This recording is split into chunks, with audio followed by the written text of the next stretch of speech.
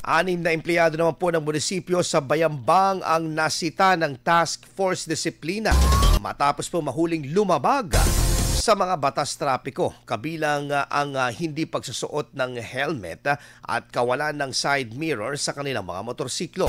Batay sa ulat ng TFD, inisyuan ng reprimand letter ang mga lumabag at pinahaharap sila mismo sa grievance committee kahapon. Inatasan silang magsumite ng written explanation sa loob ng 72 oras bukod pa sa multa at stern warning na ipinataw laban sa kanila. Ipinaalala naman ng pamunuan bilang ang mga lingkod bayan tungkulin ng mga empleyado na maging huwaran sa pagsunod sa batas at regulasyon lalo na sa kalsada. Binigyang diin din ng TFD na ang pagsunod sa batas trapiko ay hindi lamang obligasyon kundi proteksyon para sa sarili at kaligtasan ng iba pang motorista at pedestriana. Nagbabala rin ang ahensya na sakaling maulit ang mga paglabag ay maaaring masampahan ng mas mabigat na disciplinary action ng mga kawani, kabilang ang posibilidad na pagkakatanggal sa trabaho.